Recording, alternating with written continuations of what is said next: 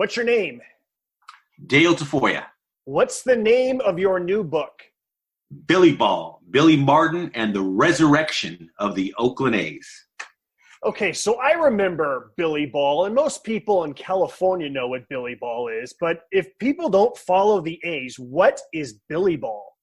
Well, it was a term, first of all, in the late 70s when Billy Martin managed the Yankees, Billy Ball was floating around for Billy Martin's style of play with the Yankees. The A's version of Billy Ball came about when the great late columnist Ralph Wiley wrote a column on March 23rd, 1980. It was a Sunday morning in the Sunday morning paper, and he first mentioned Billy Ball when Billy Martin arrived in the first spring training in Scottsdale. And when he was watching these young A's just filled with confidence under Martin, he saw the slowest runner on the team, Jim Essien, steal home. And that's when, hey, this is Billy Ball. And it was published in the Oakland Tribune on March 23rd, 1980, and it really took off from there. Billy Ball was floating around in 1980, but it really was popularized in 1981. Shout out to the Oakland Tribune. Coming up on this edition of Life Around the Seams, we are going back to the early 1980s for a fascinating time in the history of baseball. In the span of 3 years, the Oakland A's went from a team that was on its way to Denver to remaining in Oakland, then becoming the toast of baseball, and then crashing right back down to mediocrity. In the middle of it all was flamboyant manager Billy Martin. This is a very good book that Dale Tafoya wrote, and he is next on Life Around the Seams.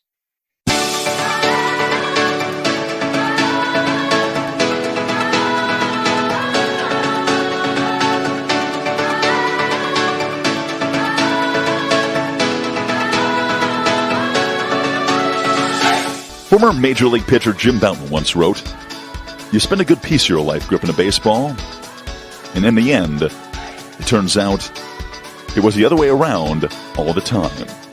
Welcome to Life Around the Seams, a podcast about baseball people who have interesting stories from between the lines, and sometimes even more interesting stories outside the lines. Here's your host, Josh Sushan.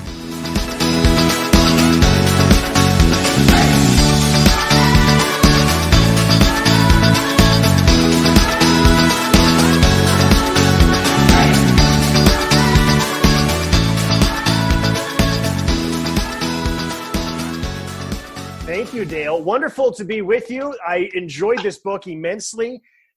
True story, which I just told Dale before we started recording. I was only going to read the introduction and a couple of chapters to make sure that I had some good questions, but I couldn't put it down. I thought that I knew a lot about the Oakland A's, but this book taught me a lot more that I never knew. Well done, Dale. Thank you, Josh, and I've always been a huge fan of your work, so it's an honor to be on your show, to talk to you, to meet with you, and I'm looking forward to the next few minutes talking Billy Ball with you. Okay, so in 1979, this is the last year before Billy Martin, the A's averaged 3,800 fans, roughly 3,800 fans per game on average. They had the lowest of the low. They announced 653 fans. There was definitely fewer than 653. And the part that I didn't really fathom, Dale, was American League teams lost money when they came to Oakland, which seems unfathomable. But explain what the American League thought about their teams coming to Oakland and losing money. Well, in 1979, really starting in the late 70s, the Oakland A's were a baseball crisis in Oakland. Even American League President Lee McPhail, he wanted to get the A's out of Oakland and take them off life support.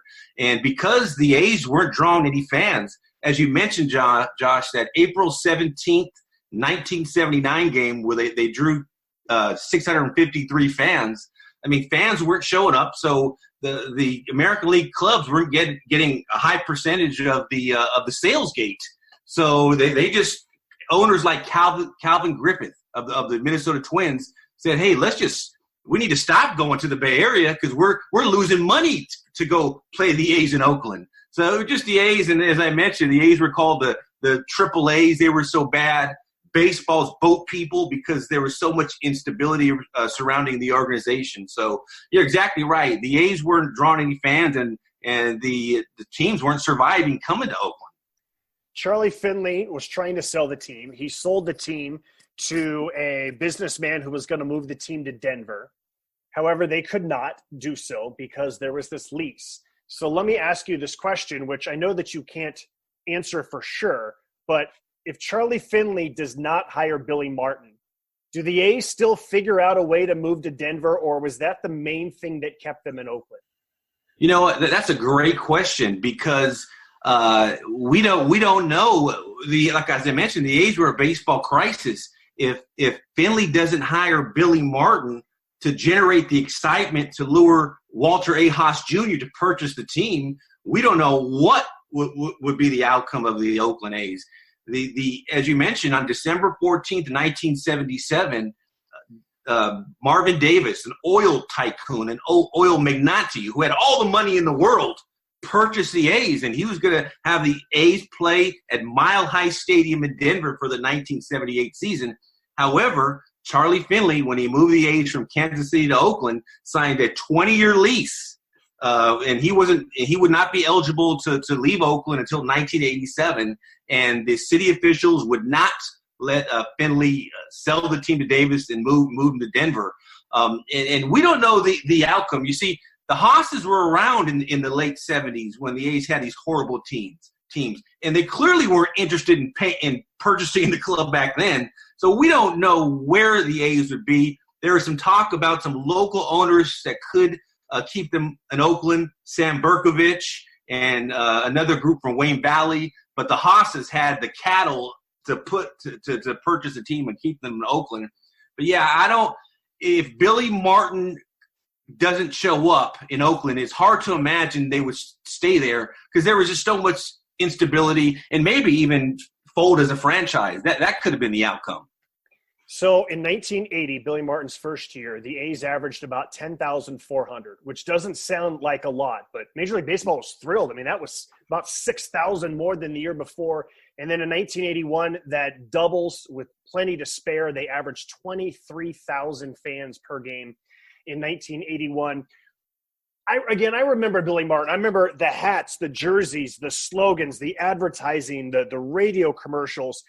It's one of the few times in baseball history that people showed up to games just to watch the manager.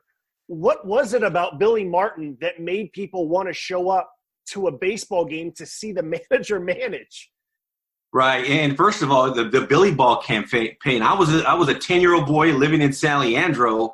And one thing I remember that sticks out was the bumper stickers that were all over the East Bay, the billboards. You'd go to a store and the Billy Ball schedules with the A scheduled would be on the counter. Billy Martin was everywhere. And Billy Martin had this personality, and he connected with the working class wherever he managed. He did it in Minnesota, Detroit, and Texas, and he did so in Oakland. He was this unpredictable manager and he was the face of the franchise. He was the drawing card in the A's. And when you come to an A's game when Billy was managing, you never know what you'd see on the base paths. As I mentioned, you'd see a Jim Essien, the slowest runner on the team, dash home to steal home base. You see a double steal where Jeff Newman would just fall intentionally to get in a rundown so another runner could score. But you just had the unpredictability of Billy Martin. When he'd come out of the dugout, he'd argue with umpires. He might bump them. He might kick dirt on them. He was just very entertaining, and that's why he was such a drawing card. You know, one of the other things that I enjoyed, like I mentioned, is just what I learned. I had always heard that the A's were close to going to Denver, but what I didn't realize until reading your book, Dale, was that if the A's did move to Denver, it was possible, if not likely, that the Giants would have played half of their games at the Coliseum and half at Candlestick. It's just crazy to me. Explain why and how this nearly happened. Right. Well, and it was close, Josh. The Giants, that's how bad Bob Lurie wanted the Giants, the Giants owner, he wanted the A's out of town. The Giants got there in 1958, and they wanted the Bay Area all to themselves. And even back then, in 1980, the consensus was that the Bay Area could only support one major league team, and that was the Giants, who got there first in 1958.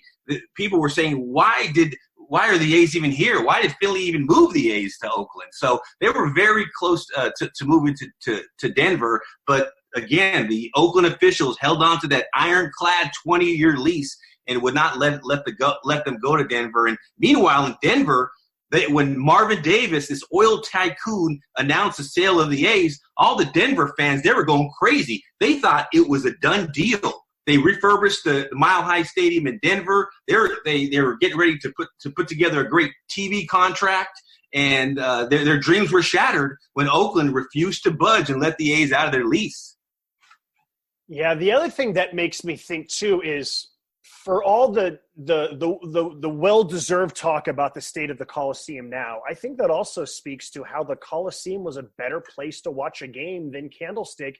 And it almost makes me wonder, if this did occur, whether Bob Lurie, then the owner of the Giants, would have decided, you know what, I would just rather have the sunshine of Oakland than the cold, windy conditions of Candlestick for all 81 of my home games. Right, that's a great point because it was freezing at Candlestick, as you know, when the East Bay was hot.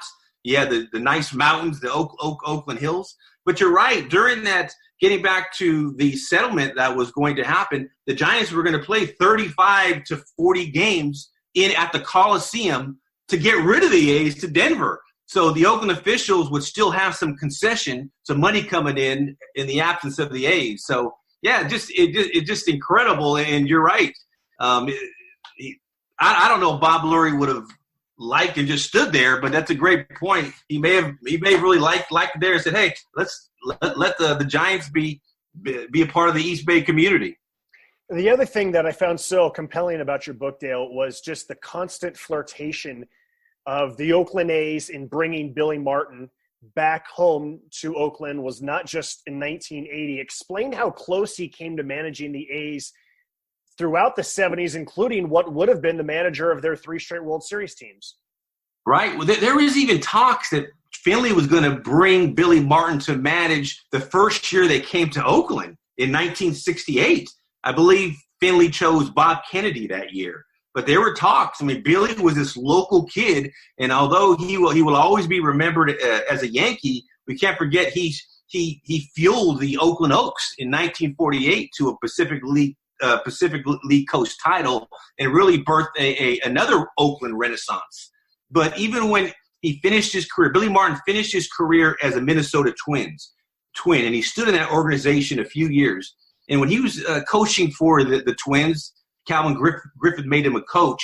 He knew Charlie Finley was going to move the A's to his hometown in Oakland, and he was monitoring that Oakland Coliseum being built in Oakland. And he always had on his radar of returning home. Especially Billy Martin was a huge American League fan.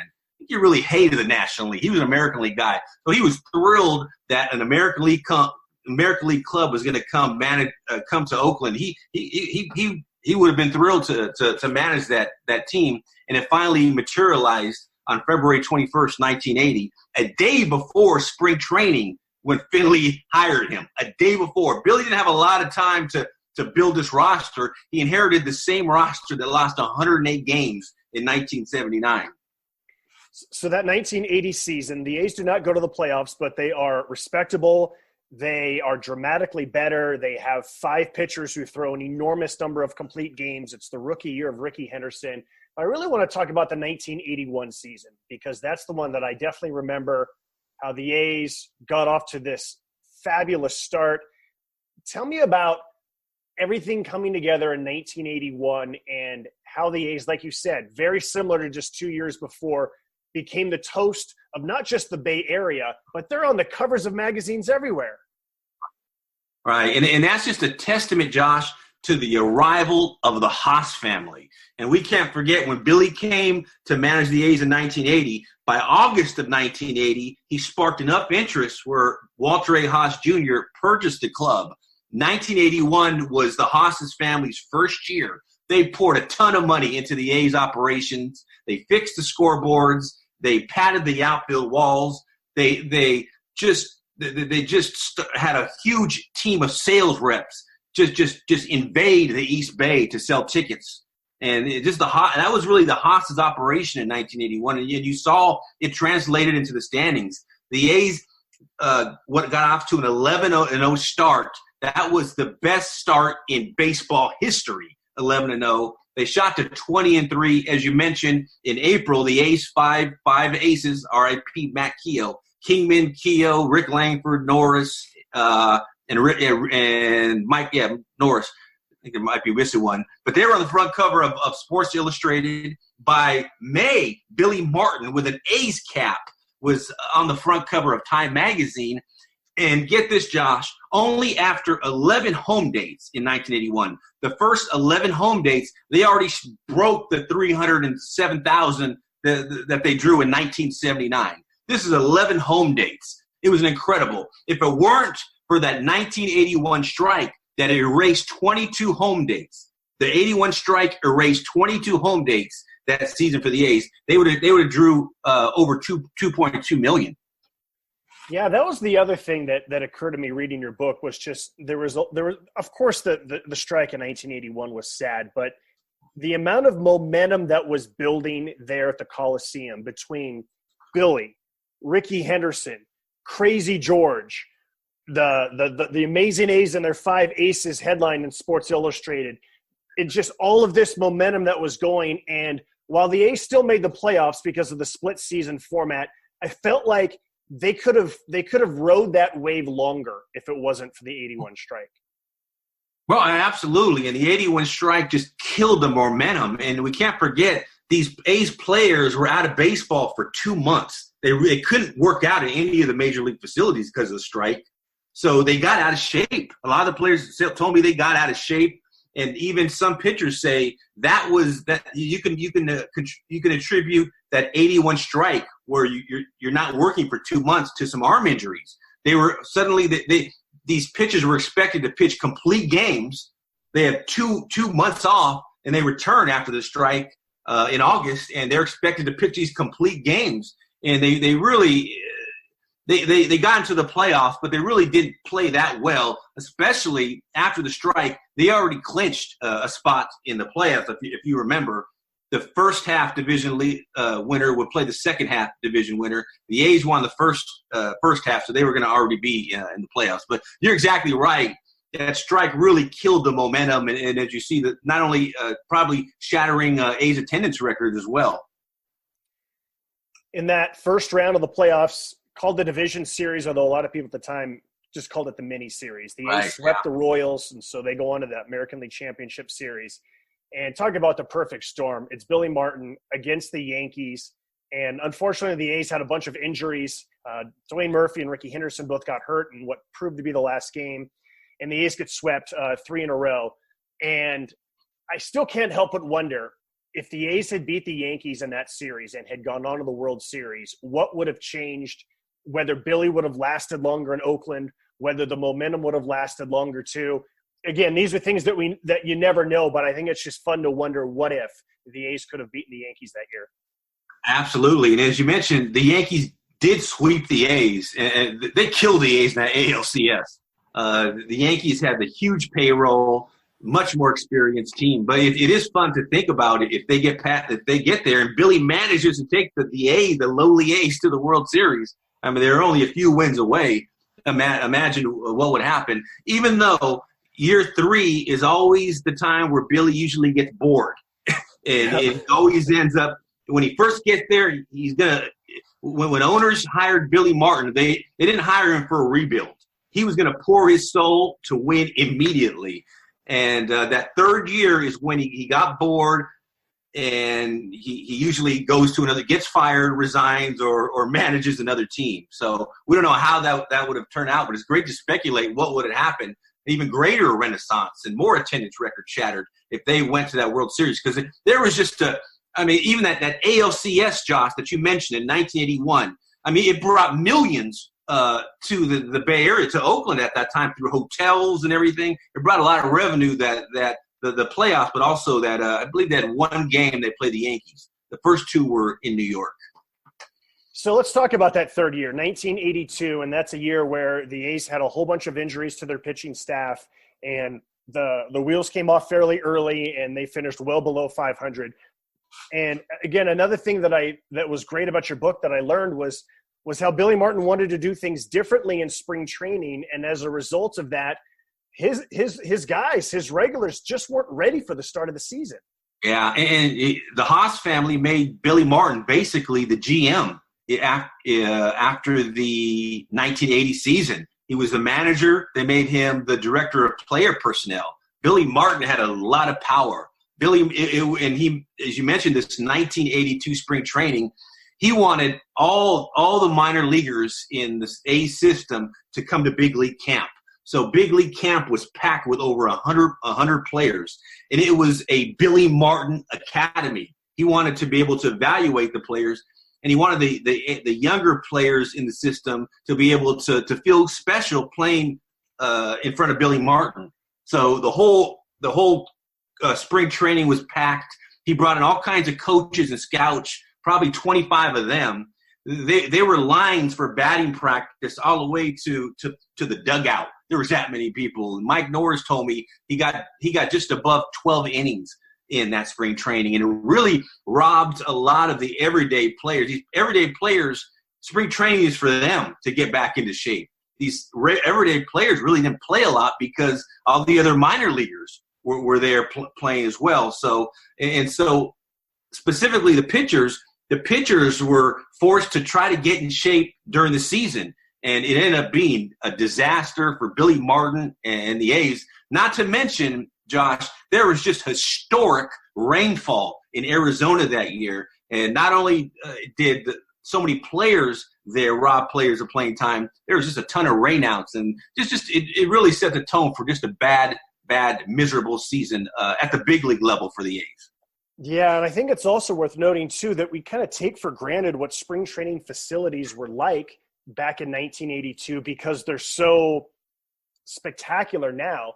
But this was not a case where they had tons and tons of backfields where everybody could hit and throw, where there's 6 bullpen mounds and then there's 6 bullpen mounds right next to them so that you can watch 12 pitchers at once. It's just one field and then a backfield. That was it. And they're trying to jam in 100 players into basically 2 fields.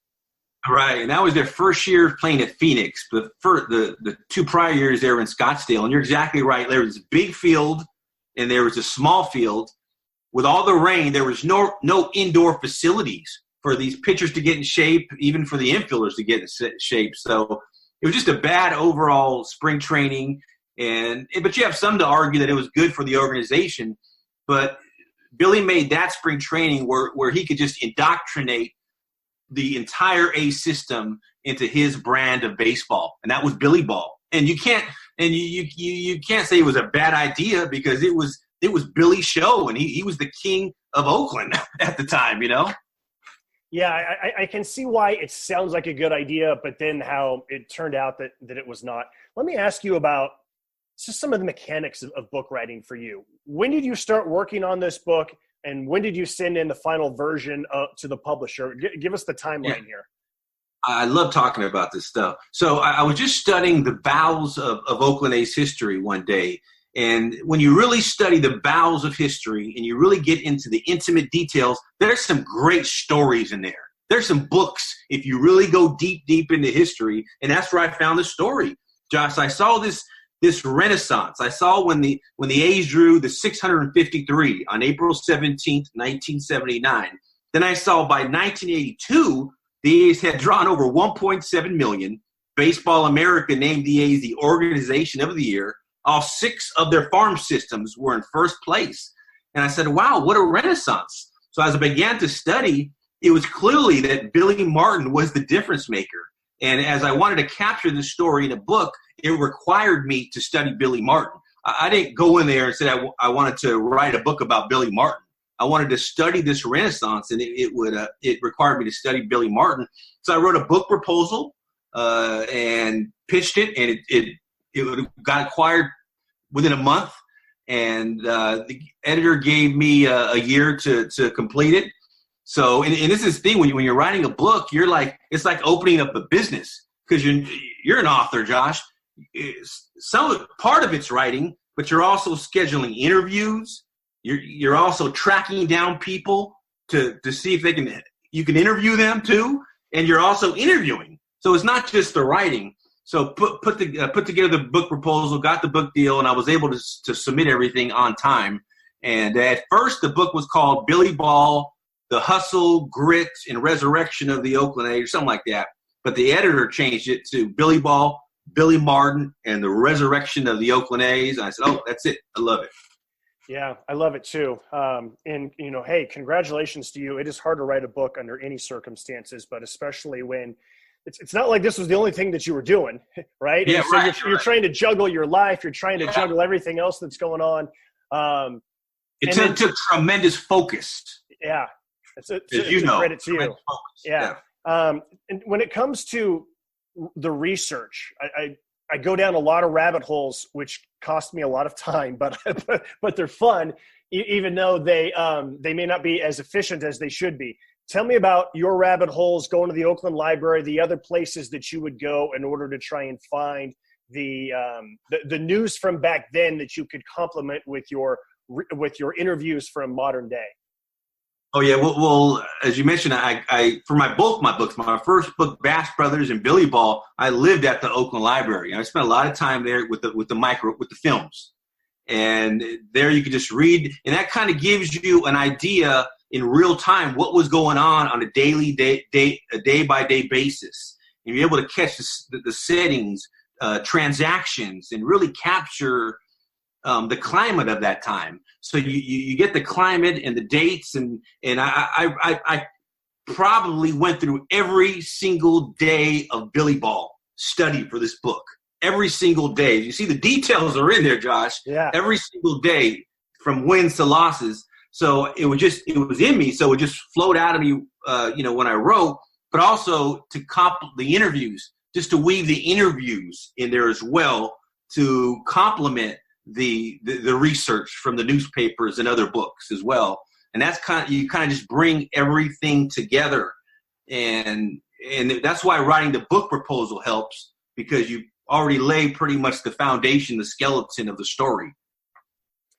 When it comes to those interviews that you mentioned, tell me one or two where you're just really excited to talk to this athlete or this former executive, and where it's just such a fun conversation that you kind of don't want those conversations to end.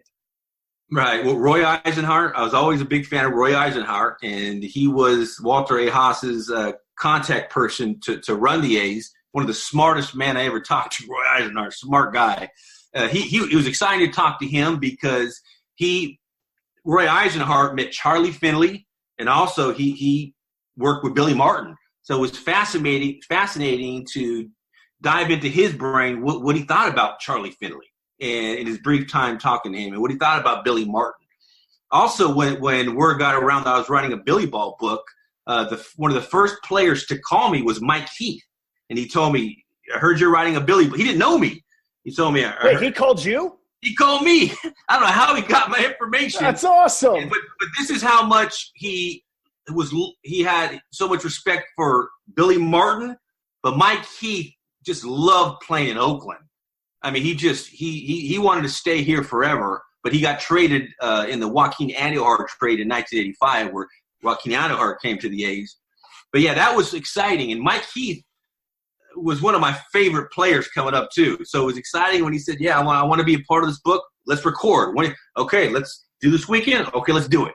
So it was just awesome to hear one of your favorite players. And also Mike Norris was a fun interview because he represented kind of from the Triple A's to Billy Ball. I mean, Mike Norris coming up in the A's organization in the late 70s, I think he always felt he wasn't treated the best. When Billy got there, Billy just had this ability to just build confidence in his players. Mike Norris started feeling good about himself. And suddenly he's runner-up in Cy Young in 1980. I believe he was 22-9 in a magical season. And he had just an unhittable forkball that would just drop out of sight when left-handers, they couldn't hit that screwball of Mike Norris. I love hearing that because there's a lot of people who were fans of Mike Heath, and I've always been a great admirer of Mike Norris for what you mentioned, but also the way that he came back, from some of his demons and was part of the A's little run there in the late 80s as well. But I also want to ask you about that outfield. And maybe that outfield didn't get its full due because Billy Martin got so much attention. But Rickey Henderson, Dwayne Murphy, Tony Armas, in my mind, it was the best outfield in baseball for about 5 years in a row or so. And there wasn't a whole lot in the infield and catcher, but man, could those three play.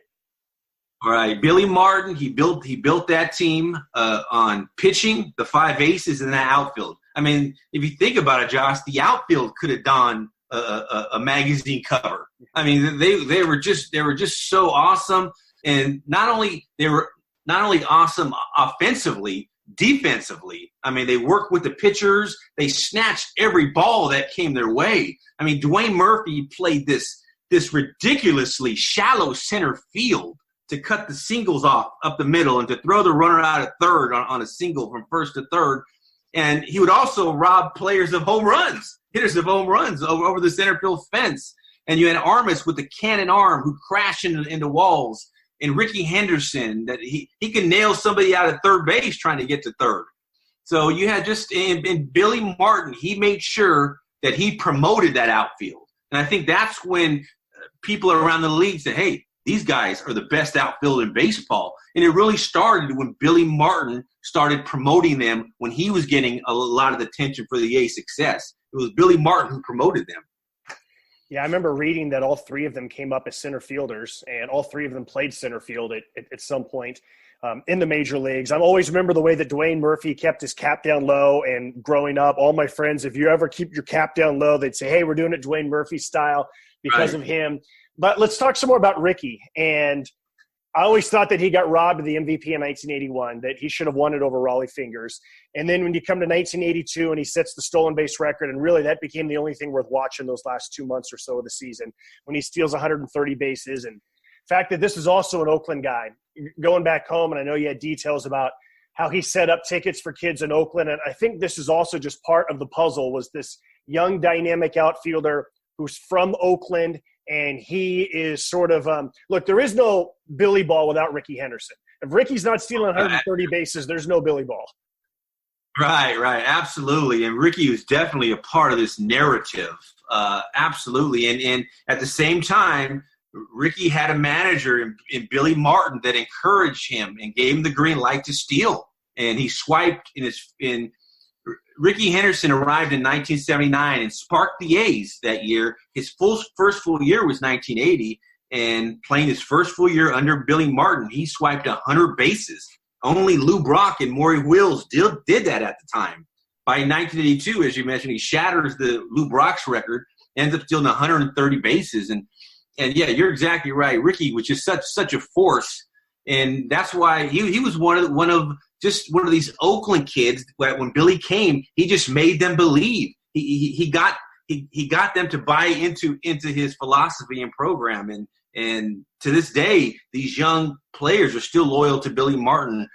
Even when Rickey was playing with the Yankees, the consensus was he wasn't really comfortable unless Billy Martin was the manager of that Yankee team. So Billy Martin and Rickey Henderson were just a match made in heaven, really. Love it. I love all these stories. We could talk for a long, long time. But how can people find your book? Where can they get it in case they want to read it? And I think I absolutely encourage people, not just A's fans, but I think this is such a fascinating piece of baseball history. Where can they find the book? Thank you. Well, it's just on Amazon, all online outlets. I hear bookstores are opening soon and libraries, so they'll be in all the bookstores and libraries. I don't know how soon they're going to be open, but I heard they're opening soon. But it's online everywhere. You can just Google Billy Ball, and there'll be all kinds of places you can purchase the book. Yeah, I guess this is both a good time and a bad time to have a book come out because people can't go into a bookstore to browse and look through it. But at the same time, a lot of us are home and we have a lot more time to spend reading books. So maybe this is a good time to have a book come out. I'm not sure which one.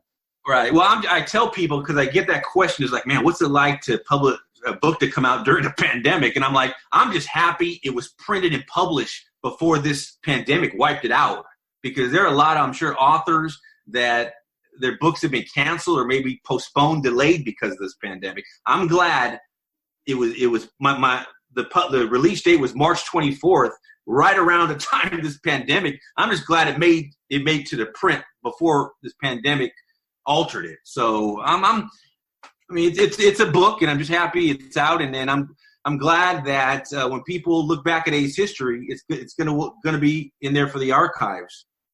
Well, let me finish this with this. And again, I want to congratulate you because you're not a full-time writer, but you've managed to write 2 books, which I think is just such a fantastic accomplishment. But what would be your advice to someone who maybe has a similar situation as you, where you're not a full-time writer, you don't do this for a living, but you have an idea and you want to write a book? What's your advice to that individual? Just sacrifice and read and get used to rejection. You're going to have more, you're an author. You're going to have more rejection trying to be an author than yeses. But as I mentioned in my acknowledgments, it only takes one yes. So you're going to have to get used to rejection. And when you face constant rejection, you got to press on and have confidence in your product. Press on, because eventually as you improve in your craft and writing, as you press on, eventually you're going to get that one yes. I've had a ton of no's, but I've had 2 yeses, Bash Brothers and Billy Ball. I'm happy with that. It's rejection. Knowing how to react to rejection. Yeah, you should be happy and very proud. Wonderful to talk to you, Dale. Glad that we met. I hope that we can meet in person one day. Absolutely. Next time I get back to the Bay Area. Again, congratulations and thank you for your time.